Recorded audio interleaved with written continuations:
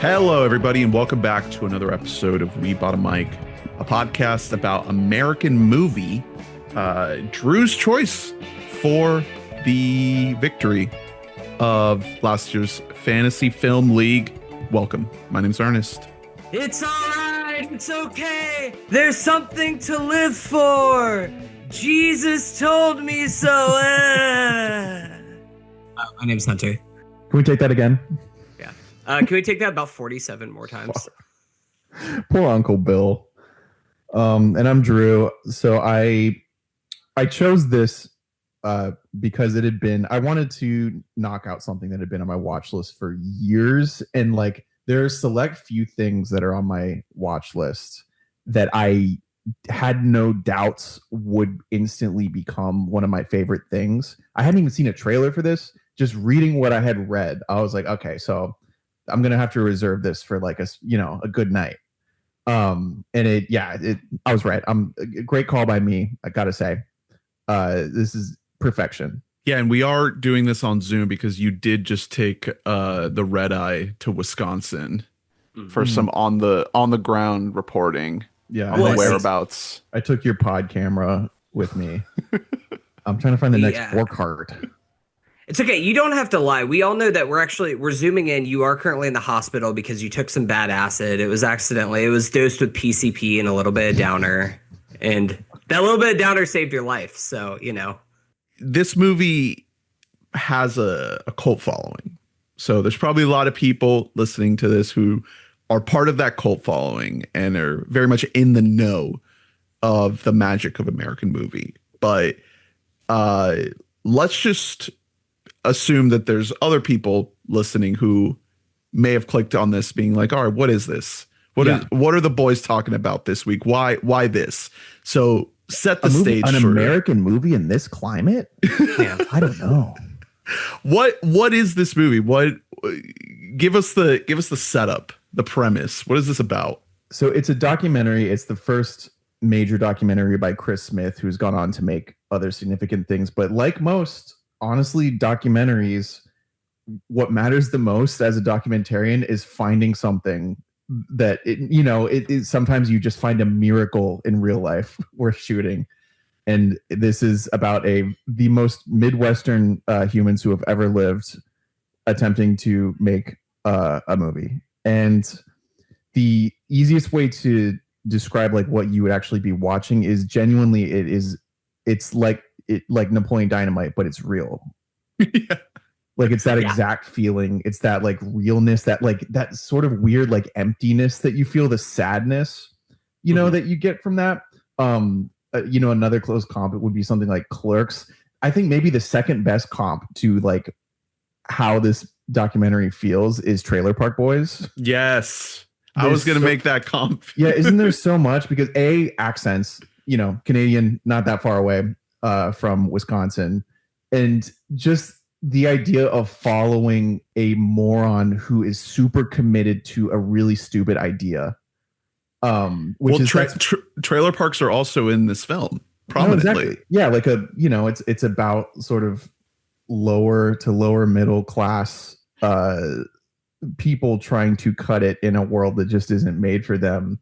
With Trailer Park Boys, it's an episodic thing where every single episode there's a new stupid scheme they're doing. And this is just like, what if the main guy in that show was super into filmmaking? Like no one else he knew was even remotely into it, but they all like go along with it.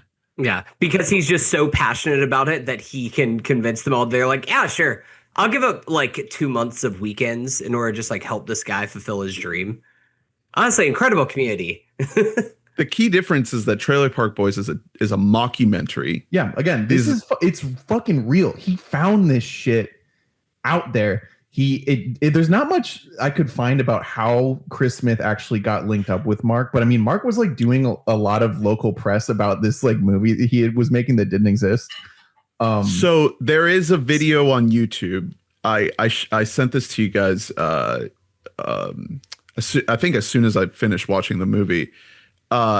If you search Scotty Dunn on YouTube, the channel has a video called The Excellence of Mediocrity, American Movie, How It Was Made.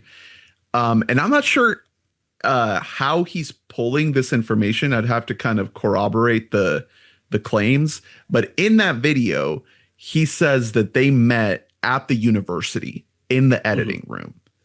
That Chris Smith was allowed to use the same edit equipment that Mark was using, and that's how they encountered upon each other. He was working on a different project, and they were just in that space.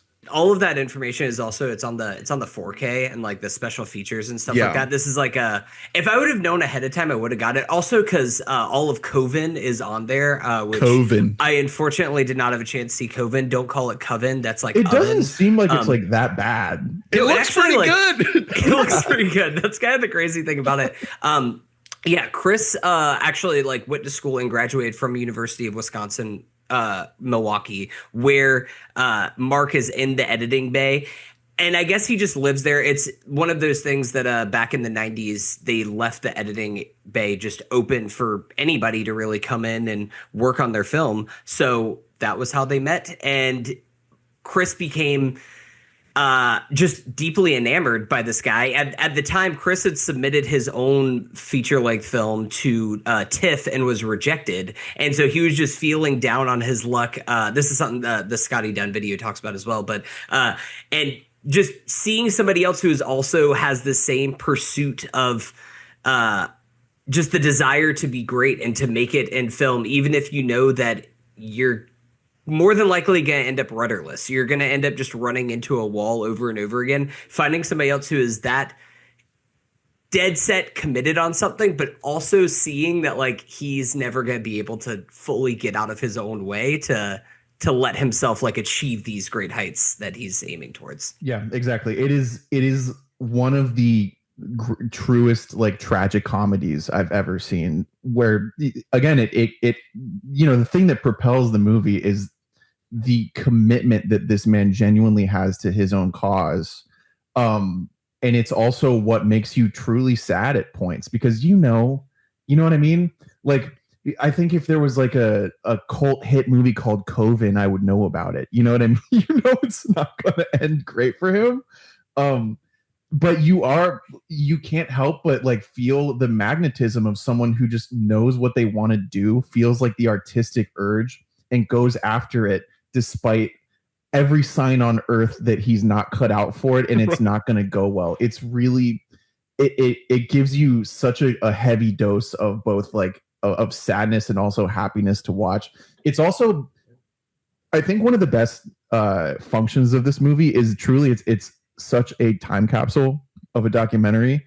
It is. Yeah. This is the very last era during which producing a short film would be this fucking hard.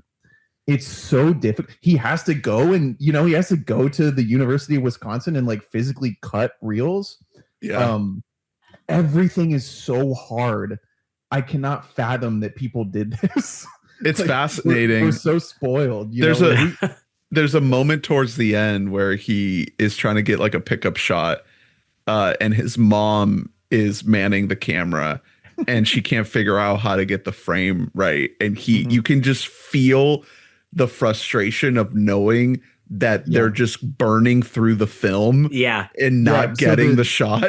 So the movie spans from like something like 95 to like 97 or 98. And it, it has time jumps, but it really does stick with you how far in the like. And at first I was like, wow, that wasn't even that long ago. And then it's like the Happy Days thing of like, actually it's like if in 1999 you were to watch a documentary that was set in like the 70s or something. So it's that combination, the sense of place in like rural cold Wisconsin. It just does something to you to watch it. It's just a treat. So Hunter, you had already seen this, right?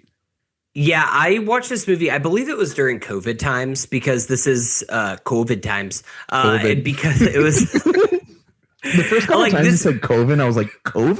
COVID? Yeah, we're going back. No, I think that I watched this over COVID. I'm not positive like when it was that I first did check this out. If it was actually like peak heydays of COVID, or if it was around the time that Mike died, which we're going to talk about Mike, who is like a king, like absolute legend, cemented forever. But I hadn't seen it in at least a few years since watching it for the first time, and I got so much more out of it even seeing the second time. It was one of those things that the first time I watched it, I was just, invested in the story and where it's going and hoping that everything is going to work out for our guy. But there's a lot of like the deep layers, especially we talked a little bit about the sadness behind it all, that you watch it the first time and you're just kind of like laughing at these characters that are like so fried, so like kind of backwards in this rural small town.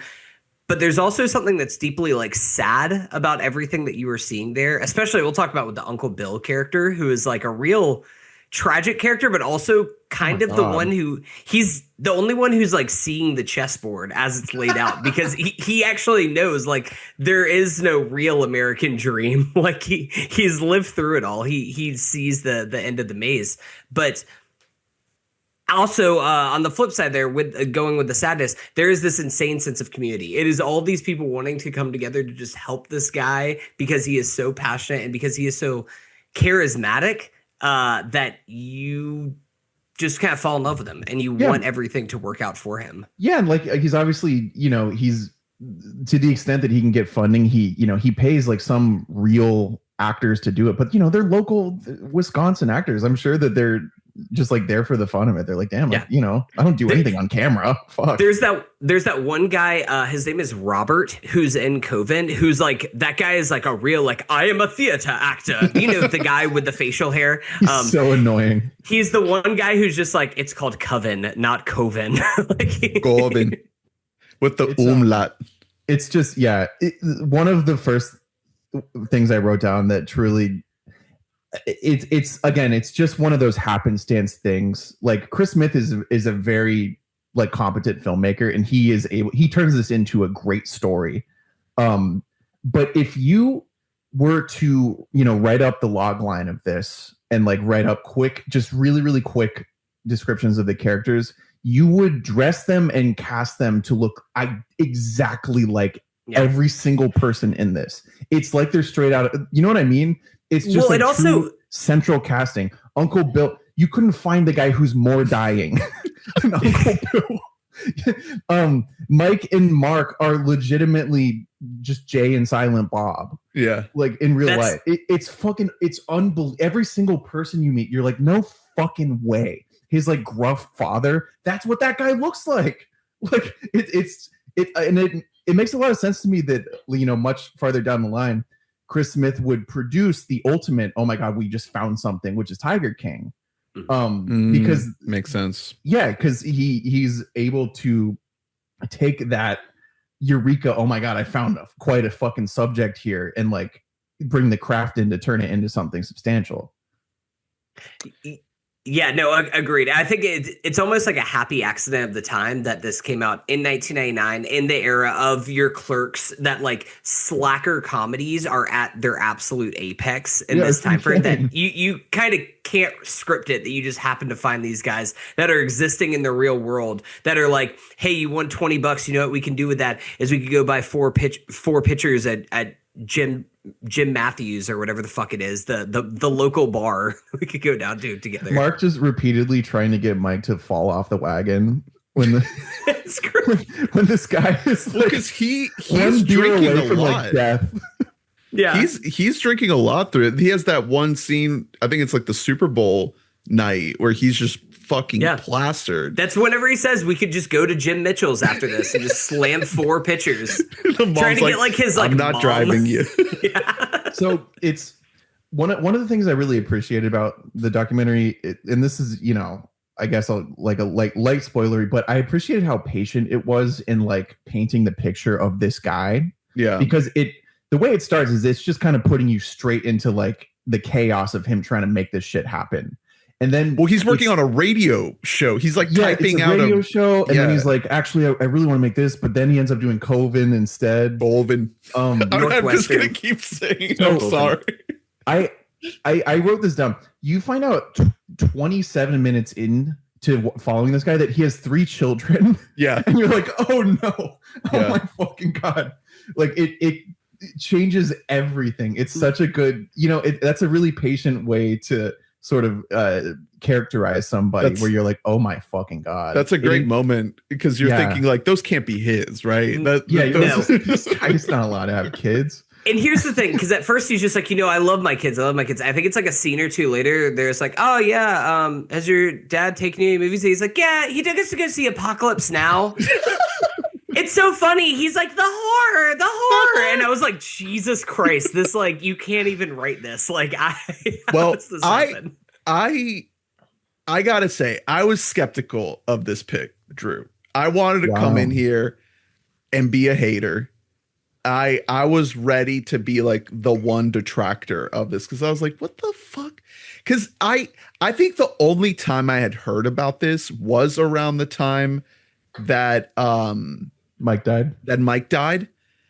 That's when it kind of came up. And we were chatting about this, Hunter, too. I think this movie was hard to find for a long time. Like it was one of those like lost movies that didn't get like, pulled into the internet streaming age. So it's like if you had the DVD, like that was like a prize, and then it wasn't until the last few years, like 3, 4, 5-ish years, that it became more accessible and like people started talking about it more. So I'm like kind of, shocked, but also, not, because it's still a very small movie, but like we said, it won the Sundance prize. I don't know if we said it or not, but it won the main documentary prize at Sundance, 1999. And so, now it's like really being found in a new way, but still I was thinking like, okay, how good can this really be?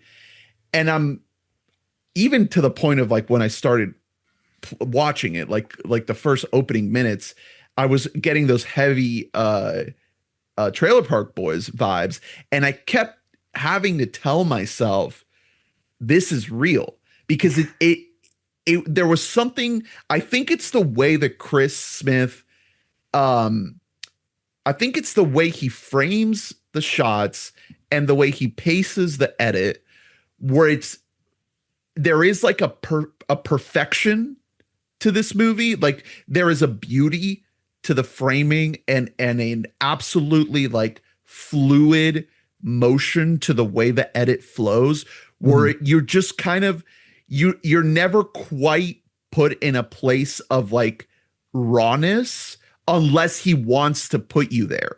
And it took a while for me to sort of get situated to the place where I'm thinking like, this is real. These are real people. These are not actors. And the part of me thinking like, oh, this is Trailer Park Boys. This is just incredible acting. Because if anyone has seen Trailer Park Boys, you know that that's a show that you cannot believe is acting. Like there's so much of that show that you're just like, what? How is this acting? And it looks like so shitty. Right, exactly. So there is a weird sort of dissonance when watching something like this, and at least in my case, having to like convince myself that I'm watching real people. So I actually almost watched it twice. I didn't have time to fully do it, but as soon as I finished the movie, I just ran it back. Hell yeah. And I didn't have time to like fully watch it in full. I kind of had to skip around a little bit, but I could feel that like, oh my God, this is going to be a movie that I'm going to return to again and again. Like in the moment, I started to realize like how special it was. And for some reason, how difficult it was for me to kind of give myself over to it. But there is something undeniable about it, where he captured something so real that it feels impossible how real it is. I get what you're saying. I think another big reason why you get that feeling is that Mark Borchardt is so sure that he like deserves a documentary about him. Like, you know what I mean? He's so comfortable on camera because he's like, yeah, no, this is what he's happens. A great character. Yeah, he has that perfect amount of self-awareness, especially as the movie as it goes on, because Chris is checking in with him like in and out of like between years. Toward the end, Mark he shows a level of self-awareness that he did not have in the beginning. He laughs a lot more. Like, he understands that what's going on is funny, and that it will be perceived as funny. But that said, he still is like a fucking wrecking ball in all these scenes. And he has so much like unearned ego. It is unfucking real to watch. And yet I think that Smith strikes a pretty good balance between, you are absolutely laughing at him the whole time, but like, especially if you're guys like us, you're like, well, we're not so different, are we? Yeah. You know what I mean? Like that need to like want to create and want to like express yourself. Like, like we've all been involved like in like the making of like some sort of film project where like as you're doing it, you're like, God, this sucks. I stink. I'm awful. What am I doing? I'm blowing it. I've never felt that before. I don't think I've ever worked on personally. It makes sense that like Mark is like, he's so comfortable because he's a student of the game in the same way that like we see ourselves as. He has a lot of the same books that I do about filmmaking.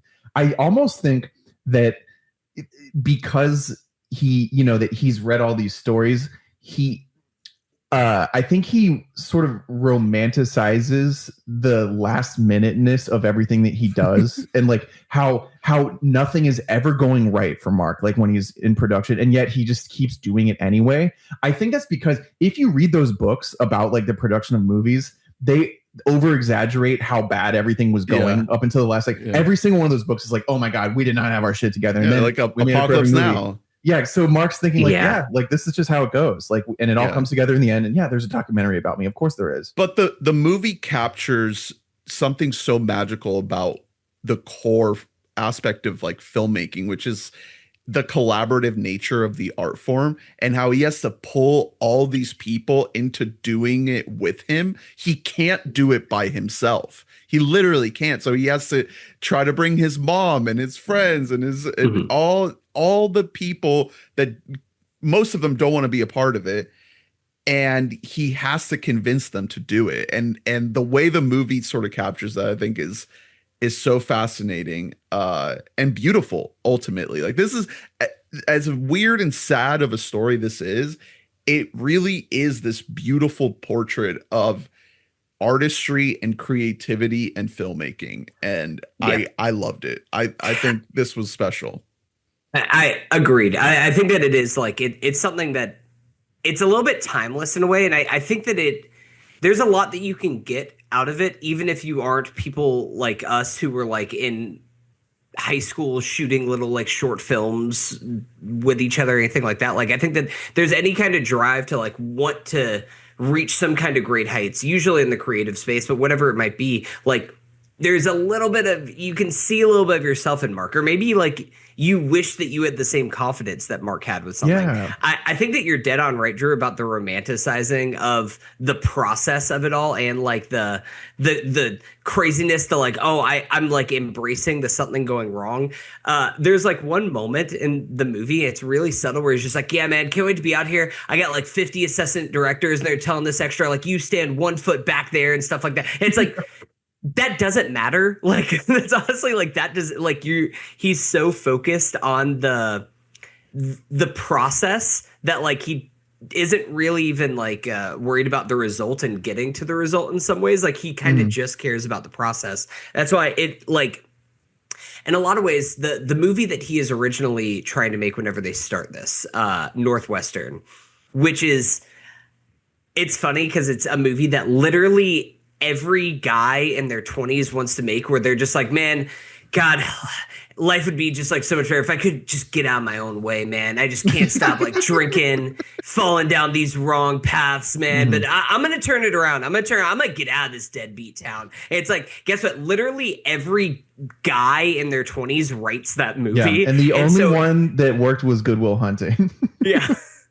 And kind of kicking and screaming because it has like just the right level of like smart existentialist to it. But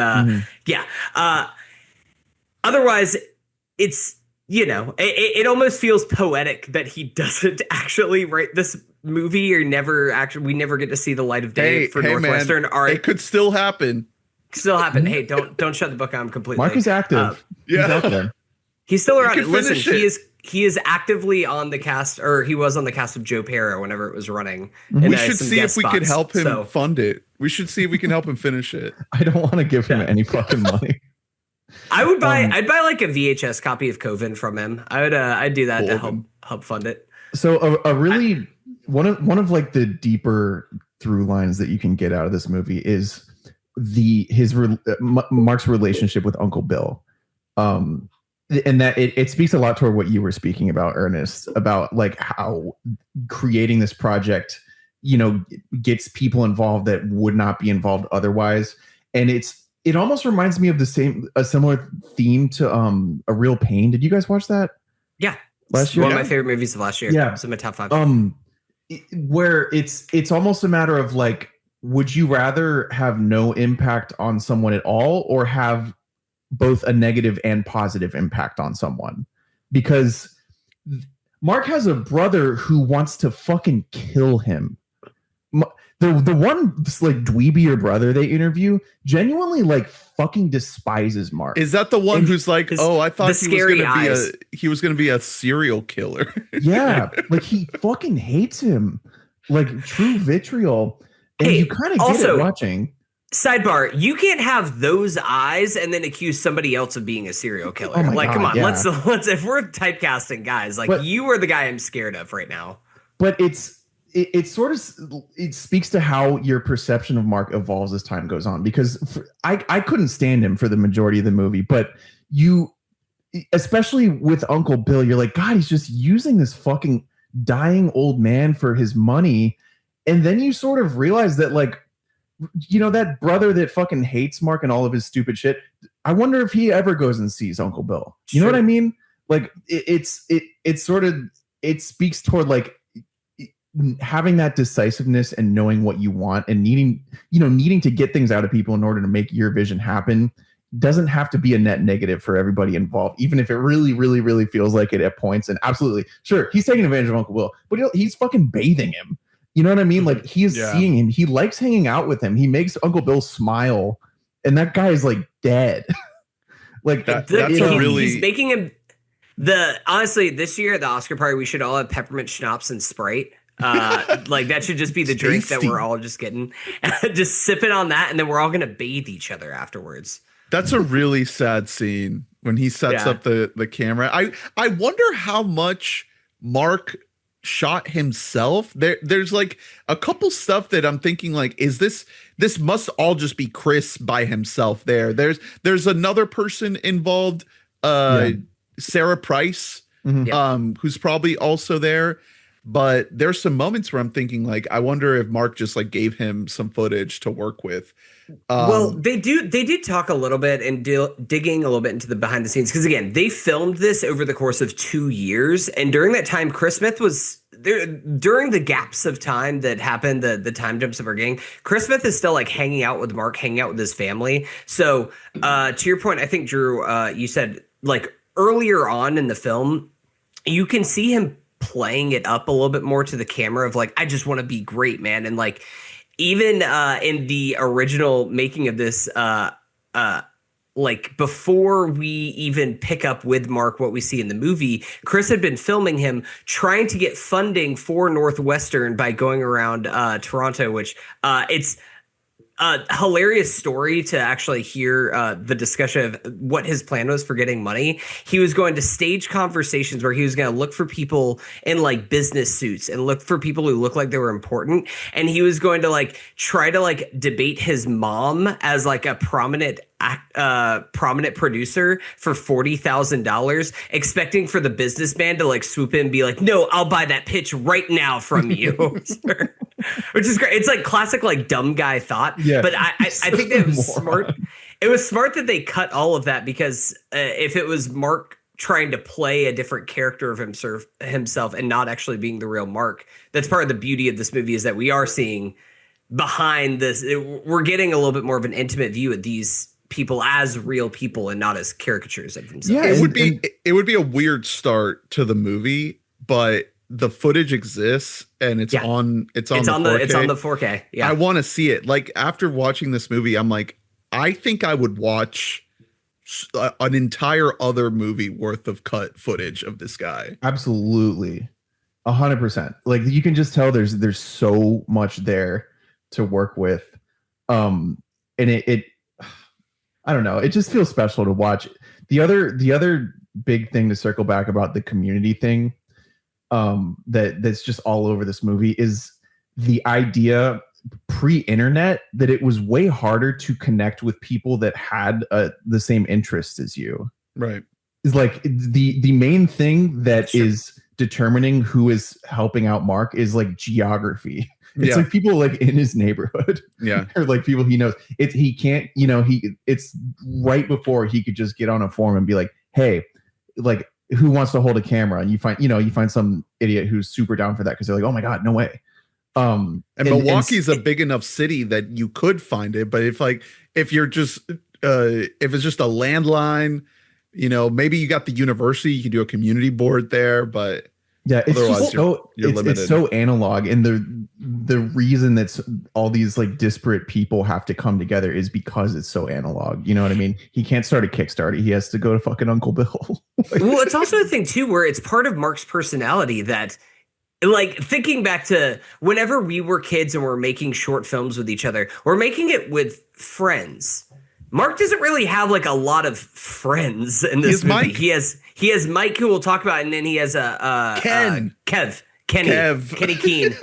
So I have a big theory about Kenny, which is that because he is, it's sort of mentioned a couple times that he's like super involved in all of this, and you don't see a ton of him. And I think that's honestly just a Chris Smith choice of like, hey, who's way better to watch is Mike. Yeah. You know what I mean? There's no room for that like that ugly motherfucker on the poster. Well, hey, one shout out. Kenny actually also was in a cameo appearance on Joe Pera. So Joe Pera is just fully plugged into this group and just is taking them as part of the ensemble. But also there is like the part whenever we meet Kenny and there's like multiple people that are in Mark's life who are just like, yeah, we don't like Kenny. He's a bad influence. Like we don't want him around. So maybe it was either he was doing the thing where he was like trying to play it up too much and be too much of a character. And Chris was like, this feels disingenuous. Or maybe it was like, hey, this footage is like unusable because whenever you come around, like, Mark gets too fucked up and like it's distracting from the central story that I'm trying to tell. I want to see that footage. I want to see Mark too fucked exists. Up. I cannot imagine like there's gotta be thousands of hours of footage out there. Yeah, exactly. Because all of these people are so, even in very limited time with them, you realize how, worn in they are as humans. Like they're so fully realized as like, from a time when there wasn't that self-awareness where like, if you came up in like a rural-ish area like that, like you had very specific characteristics, your religion, all that, like the way you looked, it all just plays so effortlessly.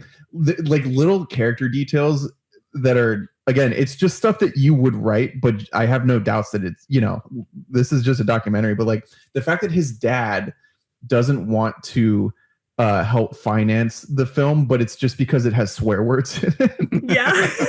So good. Like, so funny. It's such a funny, specific little detail to include in there. When, like you said, I'm sure Chris is sifting through so much content. So I think he did a really good job of like, circling the finer points on each person we run into. Let's talk about Mike a little bit. Yeah, I was gonna say let's get into Mike, who does the score that we hear throughout the entire movie. I mean, we see him playing. Guitar. We see him just going at it on the blindfolded.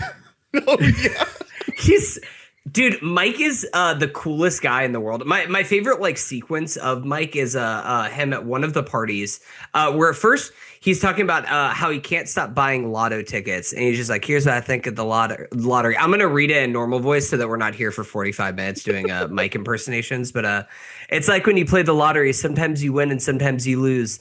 But it's better than doing drugs or alcohol because when you do drugs or alcohol, especially drugs, you always lose. Yep. And it's like a thing where at first it kind of starts out like, haha, funny for this guy. But then there is like a deep sadness to him that like he's actually a fried guy. Like it's like exactly. we've met there are people that are in our lives that we know, unfortunately, who have just fried themselves, and that's what this guy is. And he can At least still be he's funny. sober. He's He's 2 years sober, right? Well, and you know, it again, speaking toward the patience of doling out this info, you get plenty of like a sense of what happened to him, but then you find out in detail, like way toward the end of the movie, it's like a Catcher in the Rye style moment where you're like, oh boy, okay, well, there it is. You get the moment. Yeah, he lays it all out there. He is, but truly, like everything he says is it's like there's a timing and a cadence to it that you just like could not coach better. It's on like. At one point when they're shooting, Mark is like, Mike, can you make sure everyone is wearing brown gloves? And Mike is like, is everyone wearing brown gloves? Yeah, he just like yells it. It's so good. It's incredible. I don't know. He's such a little angel. He has that twinkle in his eye, and he's so down to go along with whatever. He's just happy to be there. He's just happy to be friends with Mark. Like he's friends with ever since because one of the most beautiful moments that's in the movie, it's also the most hilarious, is the vodka times where he's just like, one day I was partying in the basement.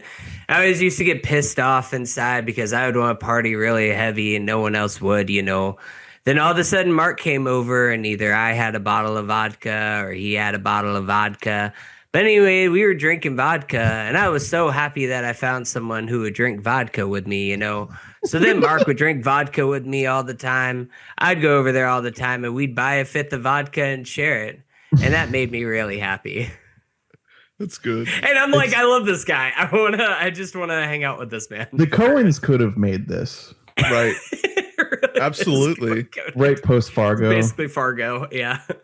Yeah. You just need a bag of money and a murder, and you're good to go. There is almost a little bit like we've talked about the Clerks, the Fargo of it all, that like these guys all watch movies. They definitely influence their style and their affectations, whether subconsciously or consciously, by watching this content. Like they're plugged into everything. So it's this like art kind of eating its own tail in itself a little bit of like the who came first, the chicken and the egg of Midwest America. Well, Mark has this whole little kind of side monologue where he talks about the movies that he likes, and he talks about, you know, the Texas Chainsaw Massacres and all these like schlocky, like dirty Hollywood, or not Hollywood, the opposite of Hollywood, the dirty, like anti-Hollywood filmmaking, usually horror movies, that he's trying to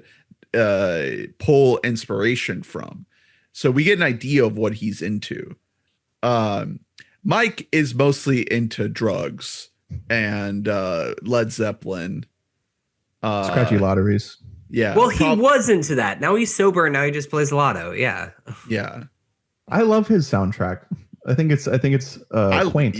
It's amazing. I mean, you get lost in it. Mm-hmm. It perfectly captures sort of like the haunted quality of not the whole movie, but specifically the idea of these people chasing something that they're never going to grasp. Because this movie I wouldn't call it like a tragic movie, because ultimately it is like very funny and endearing, and as sad as it is, there is like this like hopeful happiness to it in just how these characters are painted. But at the end of the day, it's like they're never gonna get there. They're always in this constant like attempt to get there. Yeah, it's a little bit like they're gonna be Sisyphus forever. Like they're never gonna push that rock up the hill. Yeah, and it's, you know, especially once you find out that Mark has kids, you sort of it really drives home the idea of this like Arrested Development he's dealing with, where like, you know what I mean? Because like you said, he's drinking heavy, he's smoking dope. He works at a cemetery. Is that his main gig? That he delivers papers. There's a whole monologue he gives while throwing papers out his car window. He does odd jobs to support his, you know, so he can keep making just enough to like live his dream. And it's because I don't know. It's admirable and it's also frustrating at the same time because you're like, dude, go and see your fucking kids or something. Like, would you fucking give it up? And that ultimately becomes how the movie sort of unwinds toward the end is like, even though he ends up making Coven and it, gets seen and gets like a seemingly positive reception, it's about how life just sort of gets in the way of your mission. Yeah. And he comes, you see him sort of losing that intensity and a little bit of that fire toward the end of the film because, I think he sort of realizes he's like, well, I don't know. I think he ends up figuring out that this isn't going to turn him into, Spielberg or even like a Raimi or whatever. Well, I guess just making the movie is getting somewhere. Like he got further than most people, other people do. Like he screened it. He finished it and he showed it and people were there and they watched it. Like that alone has to be a massive victory. Yeah, I wonder if I wonder if you gave him true serum, how he would say he felt. You know what I mean? Because he got ostensibly most of what he wanted, but I would imagine he didn't get the big thing. No, he wants the next thing. He wants to be huge, and he has a quality of wanting to be known as great. See, so I don't know, and I guess maybe going back to like what is he in it for? Like there's a conversation, I don't think I clocked it the first time I was watching this movie, but it stood out to me watching this the second time here, is whenever they're asking, like Mark is asking Mike, like, what do you want out of this? Like, what are you hoping is going to happen? Mark's just like, I don't know, like ladies and money and like sex and money, like something like that. And Mark doesn't really like give like a full answer there because like, yeah, he, especially at the beginning, he like says like, I want to be one of the greats. I want to be like one of the people that I worship. But again, I think that he more just like likes the process of doing things. And then it almost like made me kind of think like seeing the end of the movie, it's like, is this just something to distract him from his life? Like maybe he's just so he's not happy with like his life with having kids at a young age and being stuck in this like small town and stuff like that. Like at least it's not even about making it big as a director per se. It's just about this could be like my golden ticket to get a life that I don't have right now. Yeah, exactly. And I think that's kind of what the American dream is in like the most bleakest fashion, is it's just like always the pursuit of the other side of the fence, the grass on the screener. Yeah, that's a good way to say it. I don't know. It's something you think about a lot, especially as the documentary is winding down, because most of what you're seeing toward the end, especially the third act before we get to like the screening, is just him like hanging out with his kids and also hanging out with his girlfriend, who, by the way, is like a fucking angel. Like, yeah, she's so shout out to Joan. She's so down for all of his stupid bullshit. Like she never questions him. So that's not the mom. What is do we ever see the mom of the kids? There's a shot of the mom from far away, like at a car, yelling at Mark. And they're arguing. She does not want to be part of the movie, and rightfully so. I'd say. You don't think that she would? Yeah, but you, I don't know. It becomes sort of like you're watching Mark grow up because you see that he has a new level of being somewhat satisfied, just like having these kids he hangs out with and like having a girlfriend and having his friends and having his family. Like, you know what I mean? It's almost like the modified, story structure arc that's made for television, where like at the end of the day, you realize that actually I shouldn't want what it is that I wanted. I shouldn't want that much change. That said, I think we obviously end up somewhere in the middle because, Mark is never going to not have that bug. He's never going to not want to be huge and famous. But it becomes really endearing to sort of see him grow up in front of our eyes. Even though he's like 30. The core sort of heartbeat of the movie is that he has this burning desire to make art, to be a filmmaker, right? Like this is something that I think gets lost in a lot of self-reflexive work, because everyone gets caught up in like the glamour and the vanity of it. And I can't think of many other projects that are so rooted in the process and are able to show such a gap between passion and ability. Because this guy, like, okay, granted, what we saw of Coven looks great. Yeah, and like we're saying, it was much harder back then to get any decent shot, and he gets it looks plenty. pretty. We don't know what the content is. Yeah, what we see of him, like trying to direct, he can't. He sucks. I'm sorry. Like, no, yeah, he can't do. He cannot deal with people. But but it doesn't almost stop breaks him. The guy's fucking neck. Okay, dude, that was crazy. The try to push him into the cabinet. Yeah, and again, that's like the central, farcity of Mark as a character is he believes so wholeheartedly in his own bullshit, especially in the beginning, that he's not second guessing the idea. Hey, I could fucking hurt this guy. Yeah, who already is not getting paid enough for what I'm making him do. He just doesn't have that thought. He's like, yeah, this is the shot and I know how to do it.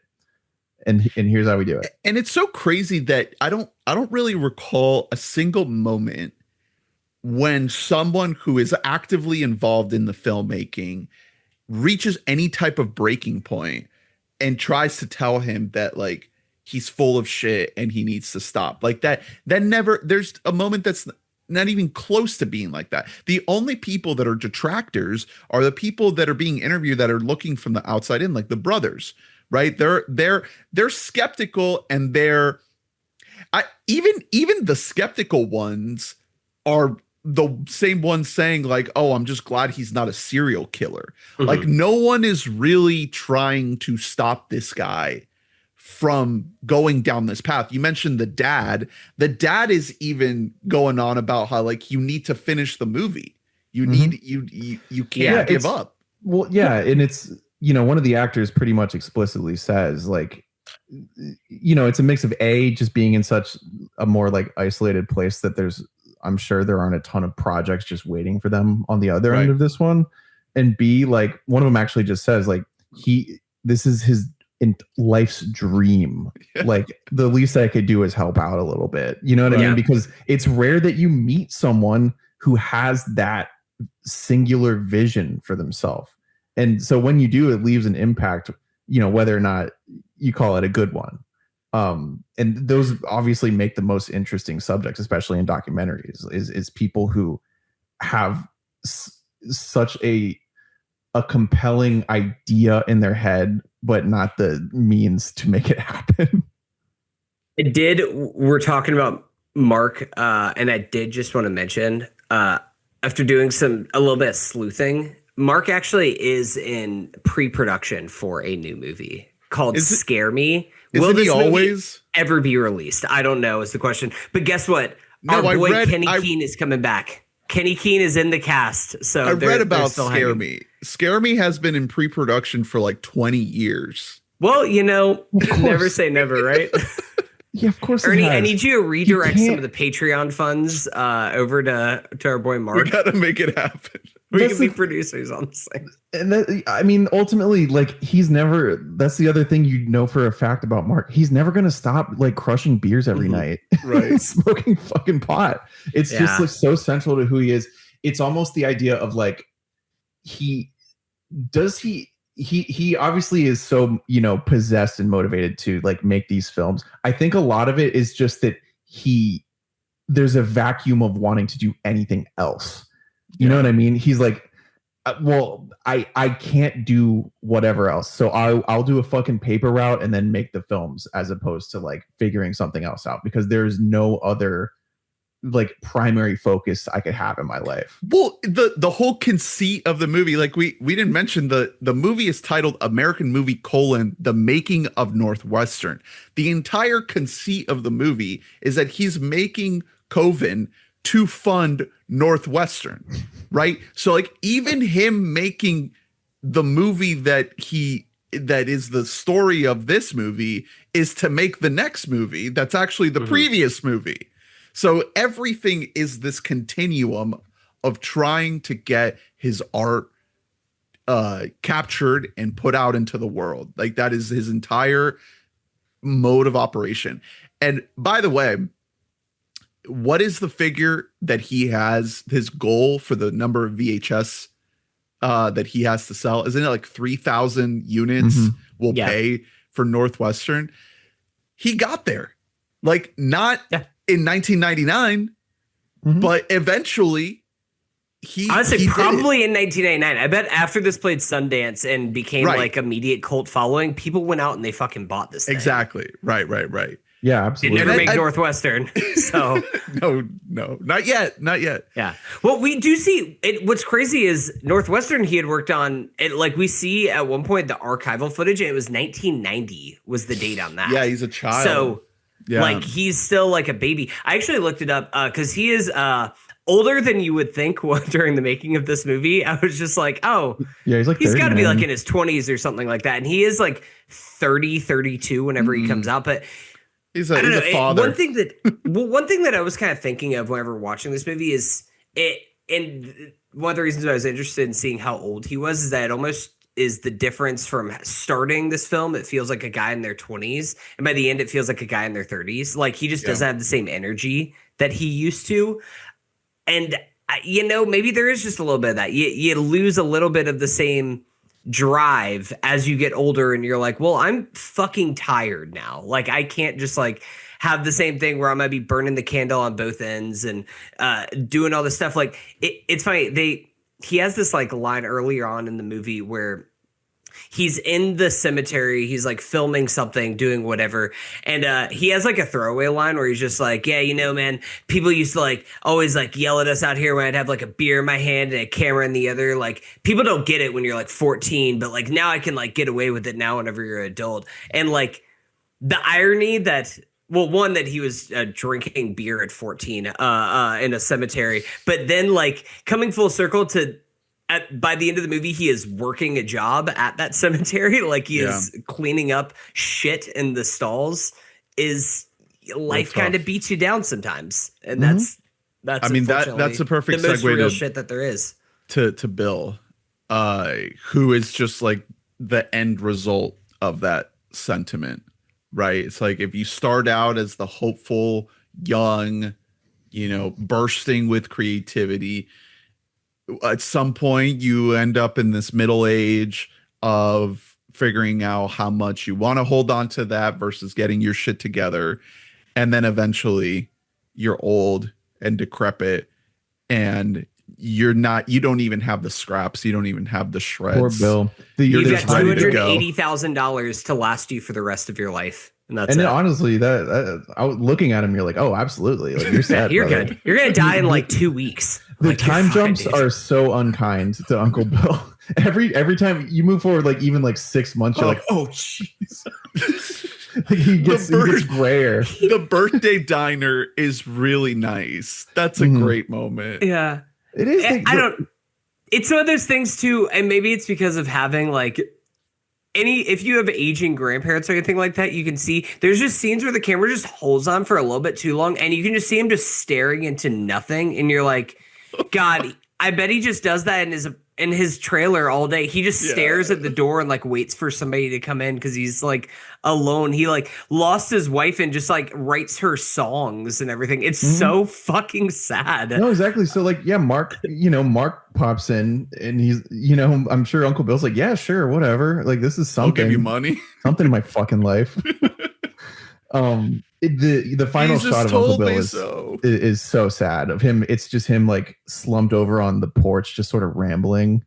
Oh no, the final line is like that kind of ties the whole movie together for me. The be a comedian, come again, stay a while, stick around a while, stick around as long as you can. Heaven help you, God help you, Jesus help you, everybody else help you, everybody make everybody happy, be a comedian. That's kind of like the whole movie in a nutshell. Like it's such a poetic way to tie everything up of just like, stay around as long as you can, make an impact as long as you can in this world, try to make people happy, let people make you happy. And then if all it's like, be a comedian, like be the light in people's life. And the fact that like this is still, by all intents and purposes, like this is a funny movie, like for all like the grand schemes of everything, like this is like it does have a levity to it all. That's like, you can't really get much more poetic than that. I also think that you could also read that final moment as Bill just trying to be almost like a father figure to some extent, or some kind of mentor figure to Mark, because he's been with him on this project, on this journey for so long. And it's like this extension of gratitude of like, thank you for including me in this. Thank you for seeing me. Thank you for just giving me like, literally just for perceiving my existence. Yeah, exactly. Yeah. Thanks for hanging. And like, passing the torch of like, you should do that when you're old, like you're going to want someone to do that for you. Yeah. And it, that shot immediately fades to the text that Bill died like that fucking day, basically. And he left $50K for Mark to make. He left the money for Northwestern. Which he did not make. Which he definitely just like blew it on pictures at Jim Mitchell's. But oh, God. Sorry, Mark. It's just the interesting thing is that Mark has the awareness most of the time. He knows when it's not good enough. And that's why he ends up, like he does 30 takes of the ADR. He burns all his film, and like all of him in charge of any significant production will be a train wreck, because he'd be one of those directors that just needs more time and money from the studio every single day. Because he's like, we didn't get it today. I'm sorry. He's like, what if Fincher like didn't have talent, but still was just as demanding? Exactly. But he had a vision, man. He knows what he wants. He knows what he wants. Like. Yes. Yeah, he just can't get it to happen, and he obviously has limited resources, so that's a part of it. But I mean, he's got equipment, man. He's got microphones, cameras, editing. He just doesn't quite have the the organizational noggin, right, to see things through. So, couple things. I will say just real quickly to that point about like, this is 1999 or 1996, 7, whenever they're making this. This isn't like 1970. They did have like some resources that make movie making a little bit easier if you're able to compromise on you can do some a camcorder. Shit. Like there are camcorders. Primitive. There are other ways that people were doing things back then that wasn't like, we have to shoot this. It has to look exactly like Night of the Living Dead, where we're going to have like this being lit exactly like this one certain type of way. It's all going to be like on film and stuff. Like, he could have made this easier for himself. But to the point about like he sees something in his head and he doesn't want to compromise from that vision that's in his head. Yeah, you're watching him chase his own tail the whole movie. Like he just can't fucking stop, and you're like, the whole movie you want to fucking kill him, and yet you respect it because you're like, I mean, he sees it's infuriating and endearing at the same time. Yeah, because that like, ultimately that is like joie de vivre. Like that's like what we're all sort of chasing, is having that just like that unwavering faith in like what it is that you want. And that's what makes this whole thing so compelling. And so respect to Mark. We love Mark. He a couple things about the reception of the movie. Number one, Roger Ebert, 4 out of 4. I want to read the first paragraph. Yeah, I have it pulled up too. It's awesome. Why don't you do the honors? This was your pick. You can go ahead. If you've ever wanted to make a movie, see American Movie, a documentary about someone who wants to make a movie more than you do. Mark Borchardt may want to make a movie more than anyone else in the world. Ebert is such a good writer because it's so simple. He's one of one. He's a 30-year-old odd job man from, is it Menominee? Yeah. Menominee Falls, Wisconsin, who's been making movies since he was a teenager and dreams of an epic about his life, which will be titled Northwestern and be about rust and decay. That sucks. Mark Borchardt is a real person. I have met him. I admire his spirit, and I even admire certain shots in the only Borchardt film I have seen, Coven. You know what? Release the review, Roger. The full Coven review. Yeah. It's like 2 out of 4. Yeah. I saw it at the 1999 Sundance Film Festival, not because it invited there, but because after the midnight premiere of American Movie, there wasn't a person in the theater who didn't want to stay and see Mark's 35-minute horror film, which we see him making during the course of the documentary. That would be so fucking sick to be there. I could not imagine that you like see this movie. It's 1999 in Sundance. You watch this movie and then like Mark is there. We're like, play Coven. That rocks. Yeah. And I'm sure that it worked in the movie's favor that like Mark is obviously going to be so willing to do anything to show up to any junket for this fucking thing. So after like really shortly after the release of this movie, he became a fixture on David Letterman. Yeah.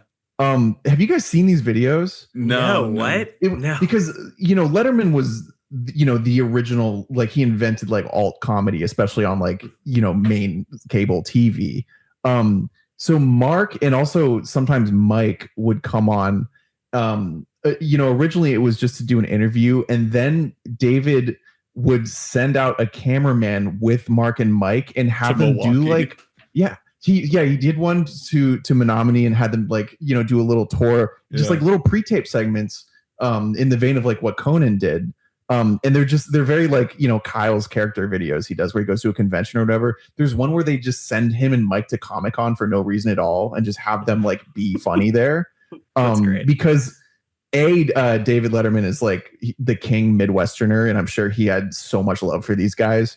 And B, you just recognize the instant like iconic, you know, they have that thing as like a duo, the two of them.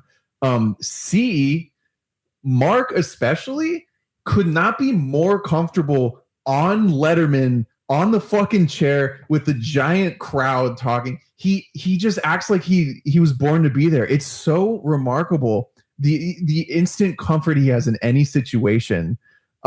Meanwhile, there's one where like it actually, you know, obviously there's an element of all these Letterman things where you are like laughing at them and it feels like the, you know, a little mean. Especially because Mike does not have that thing. Yeah.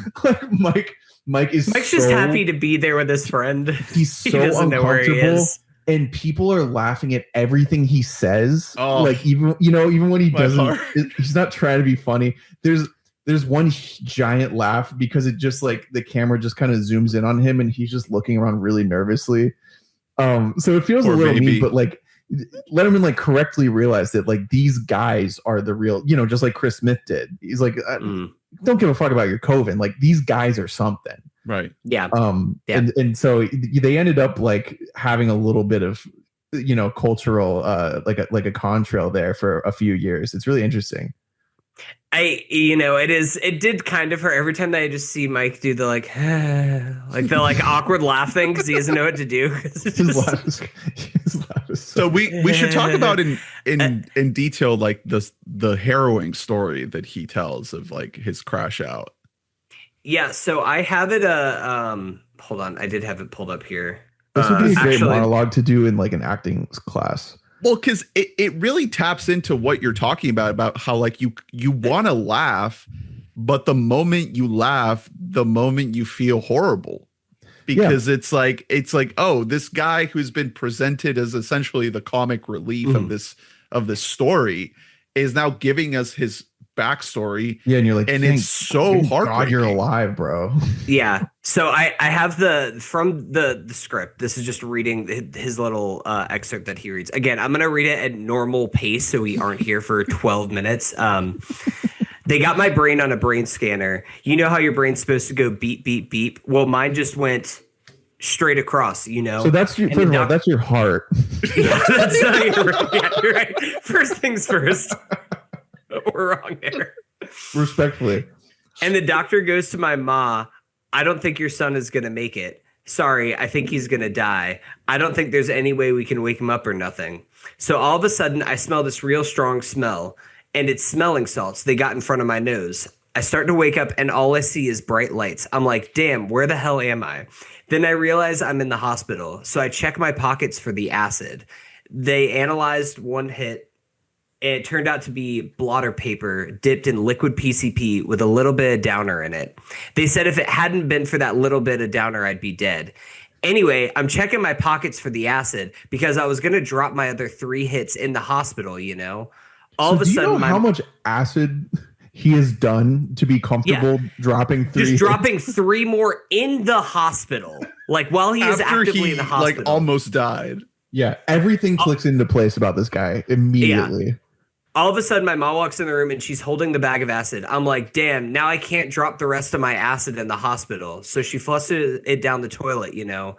Then they keep me there in the hospital another month. They said I was the worst case they ever had. They let me go, and I continued using drugs all the way up until a little under a year and a half ago.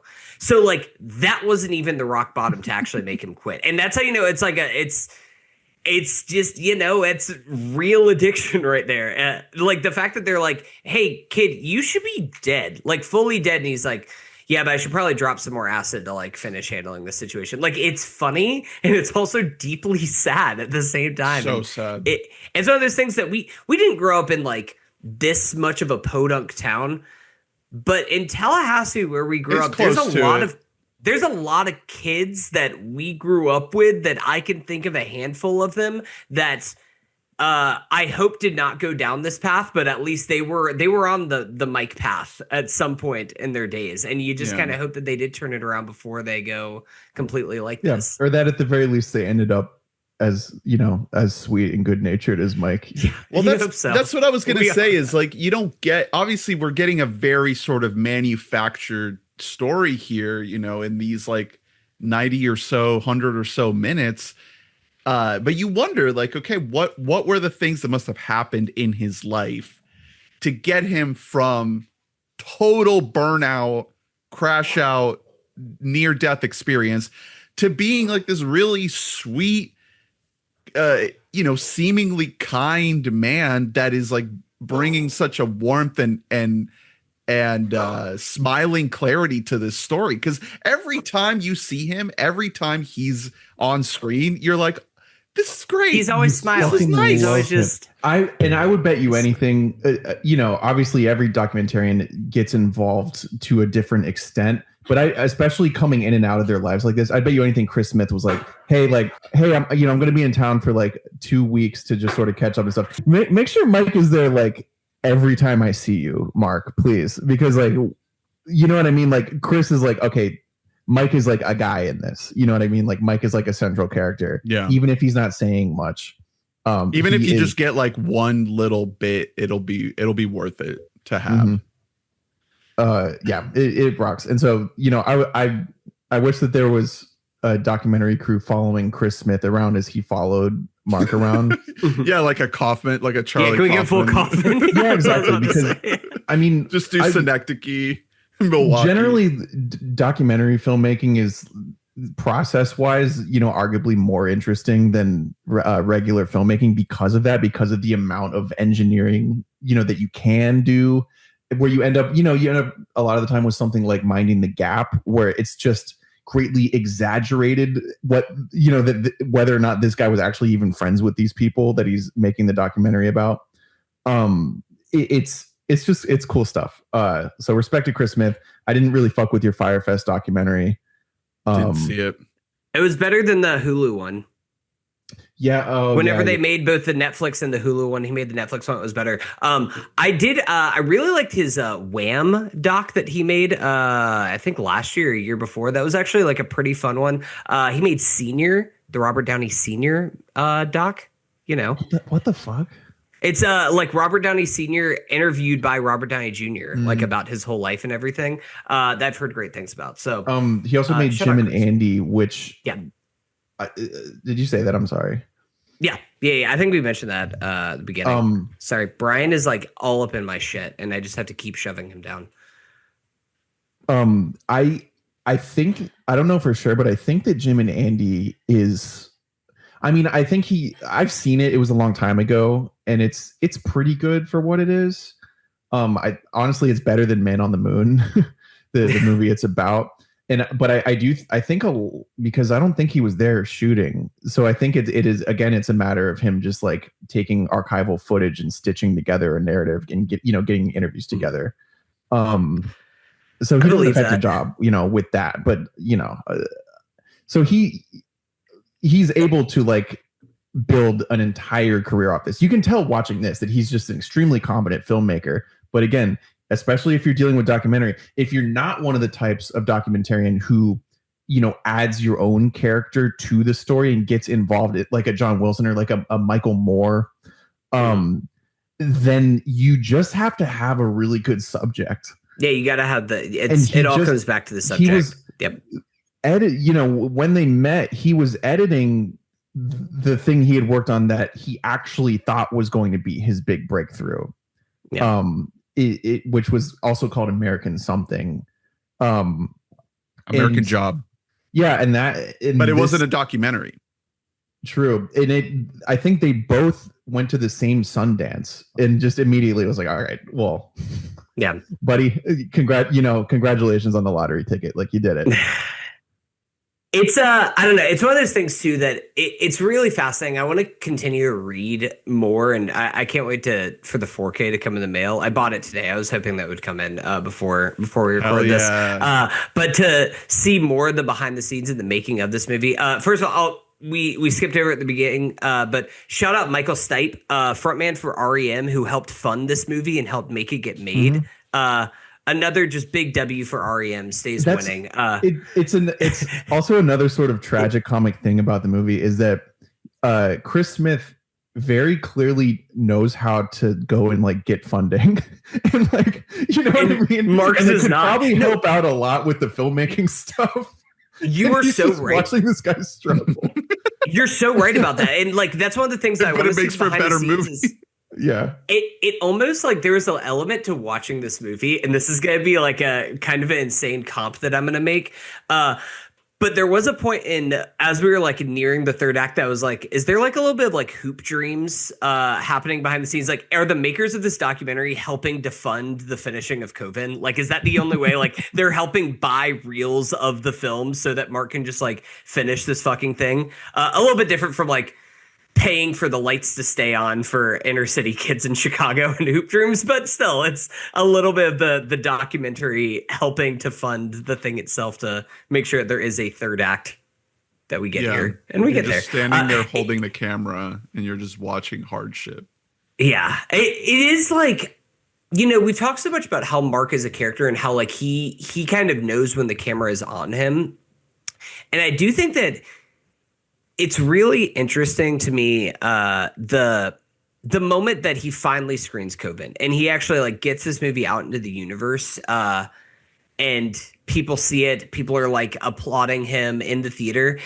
And that's like the one moment where he gets on stage and it almost feels like he doesn't know what to say. Like, he just like thanks some people and he just looks so exhausted. I know like they talked about like how like the night before like they were missing parts of footage, they had to like edit back together, whatever, so there might be a little bit of physical exhaustion, but more than anything it just looks like emotionally drained. And maybe that's kind of why he never made another movie, is because getting to the finish line itself is such a rat race that it can fully break you down. And the fact that you did it once, you're like, I completed the marathon once, I don't need to go sign up for another Ironman now. Like, I already did it once before. And yeah, Ernest, to your point, like, he's kind of awkward up there. That's like the most vulnerable you can possibly be. You just left your fucking heart out there for the world to see it. And thinking about this movie, I was talking about with Guy whenever we were watching it last night, of could there be like the Disaster Artist style, like, dramatization of this documentary to be made in the same way there is with The Room, and then the Franco remake from like 27, or the dramatization from like 2017. Could they do something like that with American Movie? But I don't really know if you can, especially with that ending that I was like, I don't know. Like, there's something about him that he feels too, like, whenever you fully put yourself out there, you aren't playing the character anymore. Like, that people looked into your soul by seeing the art that you put out into the world. Yeah. Right. And again, that's that. You want to keep doing that. It's the dramatic irony thing that makes any comedic character like really speak to people. He has the Michael Scott thing of every now and then you get a glimpse of like a human and you're like, he knows, he just can't help it. But like, there's something so profoundly human in him that's almost more human than like any of us. And so I don't know. It's so inspiring. that's why I felt like this was a special documentary, because it musters up like almost like the full chart of emotions, as you're watching it. You feel a little bit of everything. Because like you're saying, I think the reason, part of why he's probably being so vulnerable at the end there, is like he is so self-critical of his own work, even though he is so convinced in his own ability and so full of shit. I bet you he watched it up there and was like, this isn't even good.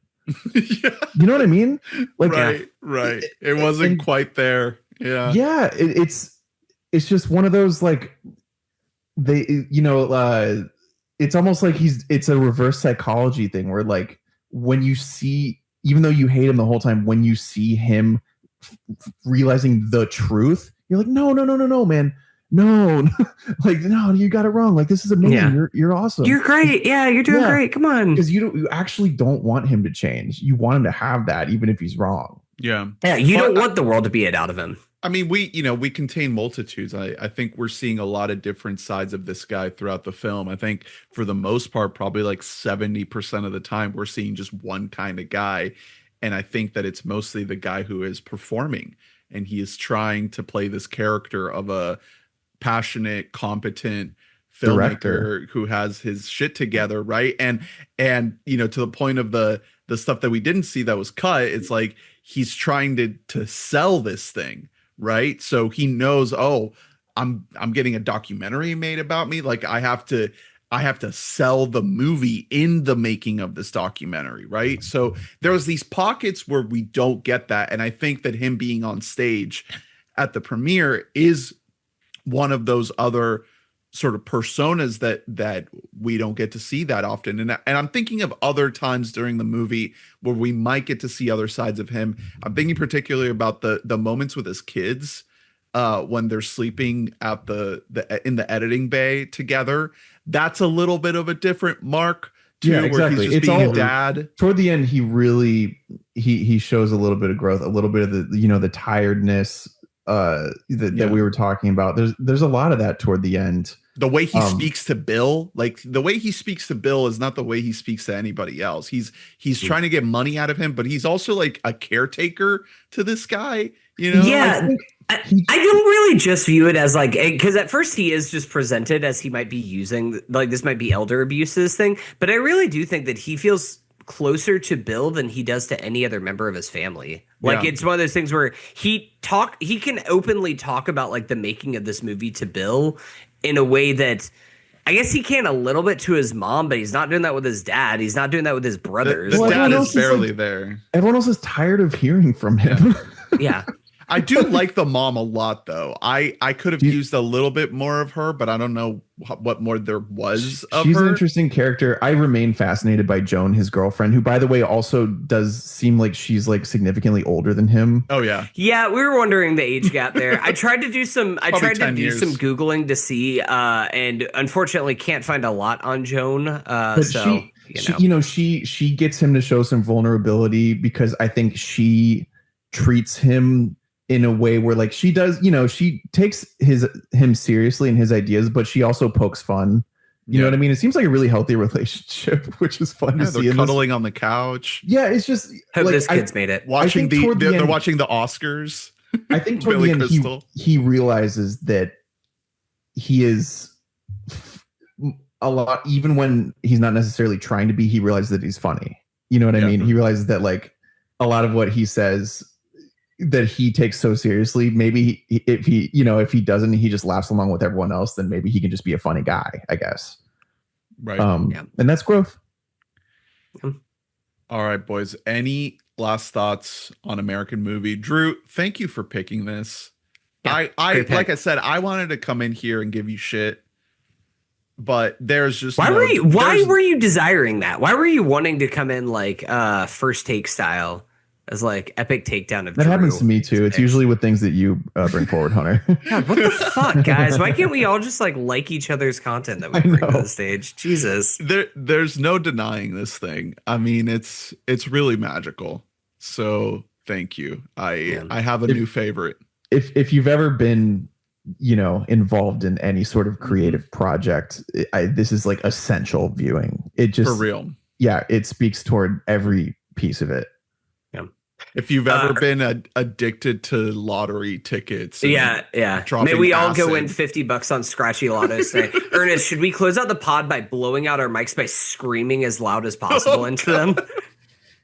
That, like, I was worried that they were going to break my sound bar when they screamed like that. Yeah. I was like, I am listening to this too loud now, I think. Mike's scream is like too good. Like, it's really scary. Should we have a Coven watch party when the 4K comes in at your place, let's do it. Hunter? Let's do it. I think it's probably one of those things that would be great to have on in like the background at a Halloween party with like music on. Not, you know, actually what I mean? Like, yeah, like honestly, the imagery looks great for it. So yeah, you know. But the act, you know, I don't necessarily want to see the acting.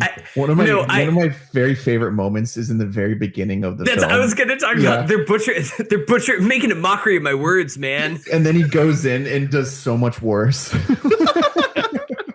You stupid fucking bitch. He thinks that acting is just doing as much as you can. It's so good. It's really fun. Yeah. The production meetings, it's just like, if you were to see like 5 seconds of it, you probably think like, oh yeah, this is how you make a movie. But then he just keeps showing it, and it's like, are they actually getting anything done? No, because he's talking at a bunch of people who don't do this.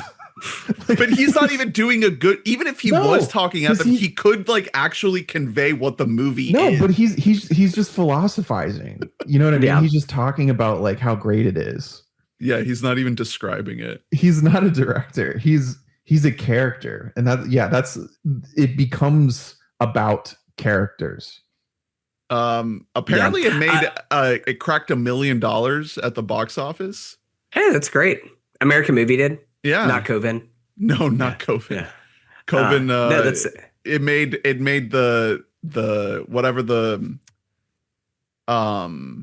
VHS sales were, which was nice. You can still actively buy VHS if you like email him. You can just get a VHS of Coven. And honestly, I would rather get a VHS of Coven than the 4K, to be honest. Like, it feels like the right way to watch it. Mark also, like, you know, he has a Twitter, and he's posted like a decent amount about like, oh, you know, message me and I'll send you like a personalized video. Brother, get on Cameo. He's like shooting them on film. He's like cutting them. He's having to edit them. I did want to years ago. I haven't gotten it. Before we wrap, I did want to just mention right before the end, when we actually see them like in the editing bay, like slicing up the film and everything, is just fucking sick. It looks so cool. That's when you really have like Mike's guitar is like going to the overdrive. Dun, dun, dun, dun. Yeah. It's good. And just like them just feverishly editing. Kenny's just out there like sweating with his ponytail like pulled back. It's great. It's so cool. I miss it. Like made me nostalgic for a time that I will never know. Well, there's like 4 people editing the movie, which is crazy. Like usually now with like, you know, software, you need maybe 2 max. You had all these people cutting. I did have the figure here. So he reached 5,000 copies of Coven sold by 2004 at $14.95 each. So he reached his goal. That's a lot of money. Huh? Good job, Marky Mark. All right. Well, we can wrap it up there. That is American Movie. Thank you all for listening. Please rate, review, and subscribe. Like and comment. Let us know your thoughts. If you've seen the movie, it is available for rent. You can purchase it. Well worth it. It is quite the unique, essential picture for fans of filmmaking, like we said. Patreon.com/WeBoughtAMic. If you want to support the show, join the Discord. WeBoughtAMic.net to get every episode in your inbox. Next week, we got a catch up. And then after that, we might have some spooky goodies for you as we close out October and get ready for the fall movie season and the start of our Denzel Washington series. So stick around. We'll see you then. We love you. Bye-bye. Bye.